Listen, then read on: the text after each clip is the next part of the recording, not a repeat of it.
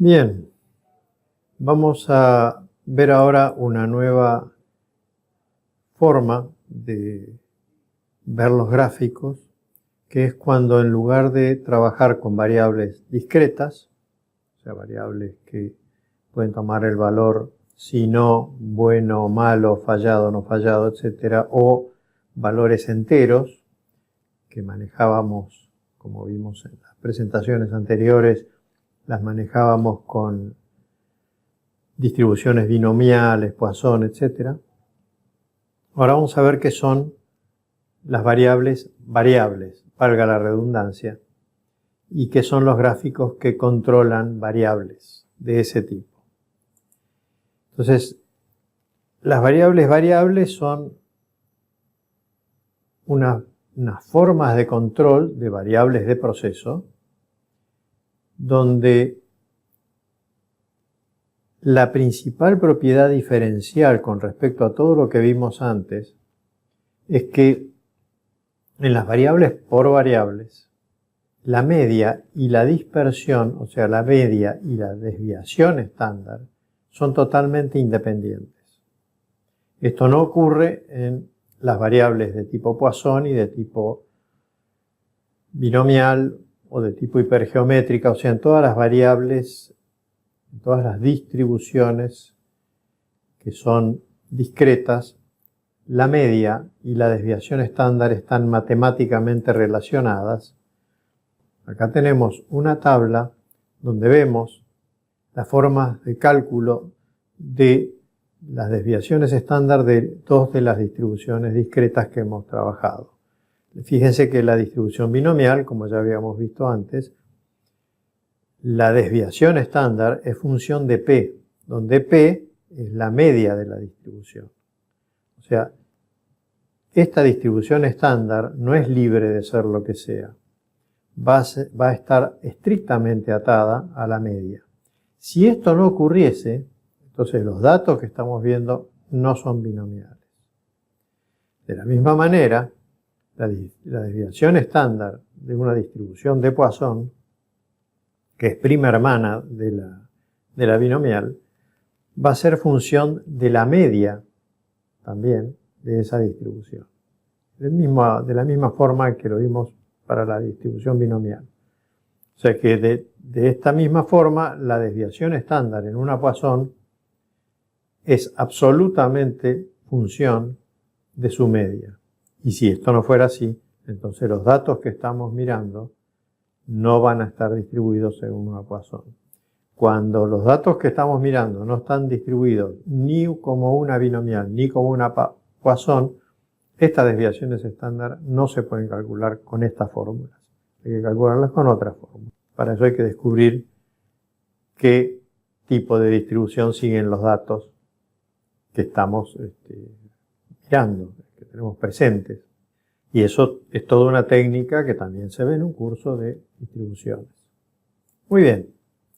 Acá tenemos un par de distribuciones, dos distribuciones, que están basadas en la distribución normal o de Gauss. En esa distribución, que son distribuciones ya continuas, o sea, los valores de la variable no tienen que ser enteros necesariamente, ni tienen que responder exclusivamente a un sí o no, a un fallado, no fallado, etc. Acá, en las distribuciones normales, tanto el promedio de la distribución como la desviación estándar de la distribución, o sea, la amplitud de la distribución, no están atados a que haya una u otra media. Es decir, en este caso, ¿yo qué estoy viendo aquí? Estoy viendo dos distribuciones que tienen la misma media de 20, pero que tienen dos dispersiones distintas, tienen dos desviaciones estándar distintas. Obviamente que las tienen porque una es mucho más amplia que la otra. Esto no puede suceder en el caso de las discretas. Para una misma media en las discretas, solamente puede haber una distribución. Porque la amplitud, la desviación estándar, es función de la media. Así que para una media hay una sola distribución estándar. En las Gauss o normales, para una media puede haber infinitas desviaciones estándar. Pero además, en las desviaciones de Gauss, podemos tener, como en este caso, que es el mismo que el anterior, una misma media con dos desviaciones estándar, podemos tener una misma desviación estándar que por ejemplo, la amarilla con la azul, que tienen la misma desviación estándar, pero tienen distinta media. O sea que hay una total independencia en las distribuciones normales o de Gauss entre la media y las desviaciones estándar. Esta es la gran diferencia, la más importante, entre variables y variables discretas. A las variables se les suele llamar variables continuas y a las otras son variables discretas. Entonces, esta propiedad que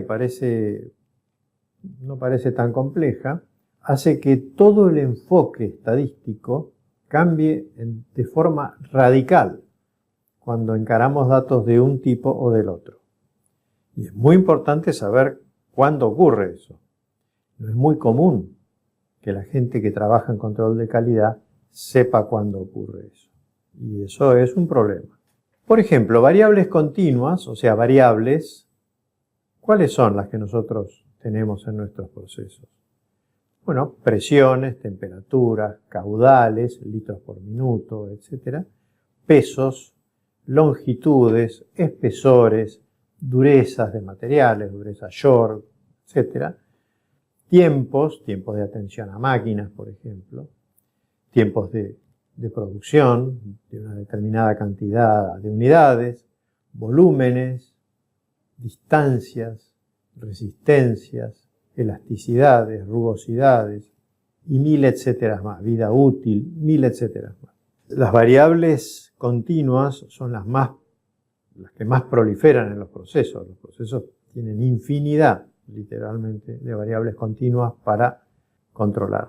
Por ejemplo, una línea que llena frascos de mermelada o llena bolsas de cemento, lo tiene que hacer con una gramatura o con un quilaje específico. La gramatura o el quilaje es la variable continua que me va a permitir ver si ese proceso está llenando siempre la misma cantidad. Proceso de teñido, por ejemplo, cuando le damos color a cualquier material, es un proceso complejo, donde hay temperatura, presiones, etc. Y los productos que se van a teñir quedan sumergidos durante un determinado tiempo, a una determinada temperatura, a un determinado pH. Fíjense que son todas variables continuas las que estoy nombrando acá. En atención a máquinas, en tiempos y métodos, por ejemplo, yo puedo estar midiendo el tiempo que tarda un operario en realizar determinada operación específica en una máquina porque esa operación influye mucho sobre la producción de la máquina. Entonces esos tiempos son variables, porque puede tardar 1,5 minutos, 1,22 minutos, lo que sea, etcétera. Podría seguir horas. Vamos a ver un ejemplo. Supongamos que estamos fabricando membranas y en las membranas una de las variables que se controla es la resistencia de la membrana. ¿Sí? Hay muchas formas de controlar la resistencia en este tipo de cosas, pero digamos genéricamente estamos controlando la resistencia de la membrana. Y para controlar la resistencia del proceso, recordemos que el proceso es un flujo continuo, estamos tomando 2 muestras de membrana por turno y en cada muestra que tomamos hacemos 5 controles de resistencia. O sea, estamos haciendo 5 controles de resistencia por turno en 2 muestras, o sea, 10 en total. Y con esos resultados calculamos, con cada grupo de 5 resistencias, calculamos el promedio y la desviación estándar. Y ahora, con esos 2 resultados, instalamos un punto en el gráfico. Ahora, nosotros, después de un tiempo, de una historia, de unos meses o de lo que sea, hacemos una distribución como las que aprendimos a hacer en los cursos anteriores, iniciales, muy iniciales. Hacemos una distribución de frecuencias, un histograma, que es el que ustedes tienen ahí, y vemos que ese histograma tiene una media de 100 y una desviación estándar de 0,20. Y le hemos montado encima a ese histograma una distribución normal, teórica, y vemos que se acomoda bastante bien, o sea que los datos pueden llegar a considerarse normales. Lo que hemos hecho acá es agrupar 200 controles, que corresponde a unos 33 días más o menos. Ahora, estos datos no están cronológicamente organizados. Estos datos están simplemente amontonados todos en un histograma. Yo no sé cuáles de estos datos son anteriores a cuáles, otros. Entonces lo que hacemos es estos datos, además de graficarlos así, los vamos a graficar cronológicamente. Estos 200 datos que tenemos en este gráfico son los que hemos usado para generar el histograma. Y como ya habíamos visto, en gráficos de control en general, tenemos límites, tenemos una línea central, que es el promedio, 100, 100,015, pero es 100. Y tenemos dos límites, un límite superior, un límite inferior. Y estos límites, acordémonos de que no están dados por los diseñadores, ni por los ingenieros, ni por nada. Están dados por el proceso. El proceso es el que me está diciendo a mí, a través de estos límites, cuáles son sus límites. Y sus límites en este momento son que la resistencia de las membranas están entre 100,624 y 99,40. Yo puedo tener un cliente que quiere saber si me puede comprar mis membranas y él me va a decir, mira, yo quiero que tus membranas, admito y acepto que tus membranas tengan un promedio de 100 de resistencia. Pero no puedo permitir, por el tipo de aplicación que yo voy a hacer de esas membranas, que tengan menos de 99 kilos de resistencia. ¿Vos me podés vender eso? Y yo sí le puedo vender eso porque mi límite inferior es 99,4. O sea, 99 estaría debajo de mi límite inferior y yo en estos 200 puntos no hay ninguno que se haya ido debajo de 99. Por lo tanto, creo que le puedo vender. Ahora, si él me dice, mira, tus membranas, las membranas que yo te voy a comprar, no pueden tener menos de 99,8, y bueno, acá tengo un montón de puntos que están debajo de 99,8, que cuando él reciba membranas correspondientes a cualquiera de estos puntos que están debajo de 99,8, me va a reclamar. Entonces, a esto voy. Lo que me dice el proceso son sus límites. Lo que me está diciendo el cliente es otra cosa. Lo que tiene que hacer la gente de procesos, la gente que está encargada de la fábrica, es conciliar estas dos cosas y ver cómo se trabaja sobre el proceso para que el proceso cambie sus límites a través de una política de calidad. Entonces, estos gráficos, como les dije en la presentación anterior, cuando presentamos 500 puntos, estos gráficos uno no los mira cuando hay 200 puntos. Uno los va mirando continuamente a medida que los puntos van avanzando en su construcción en el tiempo. Por ejemplo, este punto, que está prácticamente un poquito fuera del límite superior, yo lo voy a investigar. En realidad, en este caso no lo voy a investigar porque es una resistencia, y la resistencia, cuanto mayor es, mejor es. Pero supongamos que considero que se está violando este punto, este límite, entonces lo voy a investigar en el momento que ocurra, no cuando hayan ocurrido los 200, ¿sí? O sea, los gráficos de control sirven para actuar en el momento en que se da la cosa. Muy bien. Acá lo que hemos hecho es montar el histograma que habíamos calculado con los 200 puntos sobre el gráfico, para que se vea que están hermanados los datos, ¿sí? O sea, todos estos 200 puntos son los que construyen este histograma. Esto es para ver simplemente que hay dos formas, como mínimo, dos formas de ver la información. Muy bien. Lo que hemos visto recién es un tipo de gráfico muy, pero muy especial, que se llama gráfico de Shubert de valores individuales. ¿Qué son los valores individuales en un gráfico de Shubert? Bueno, nosotros tomamos muestras del proceso y esas muestras son de n igual a 5, de n igual a 20 o de n igual a 1. ¿Cuándo una muestra es de n igual a 1? Cuando yo no puedo tomar muestras de n igual a 2 o n igual a 3 o n igual a 4. ¿Por qué no puedo? Supongamos que estoy controlando la producción de una máquina.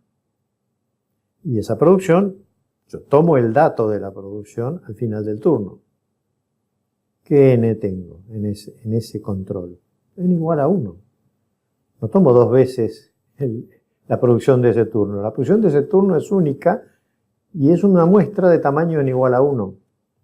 Hay muchos casos así en la industria. Esos generan un solo gráfico como el que vimos recién.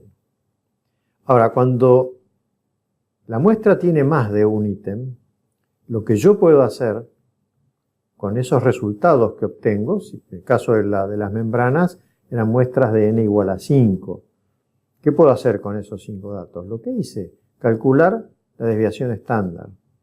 O sea, para el ejemplo del gráfico tomamos solamente los promedios, pero en la realidad, como lo vamos a ver en los gráficos donde hacemos entrar como parte del gráfico la desviación estándar, que no lo hemos hecho en este caso porque me interesaba mostrar datos individuales nada más.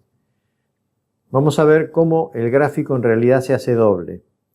En uno estamos graficando los promedios, como lo hicimos recién, y en otro vamos a estar graficando las desviaciones estándar. Y van a ver ustedes cómo se vuelve más complejo.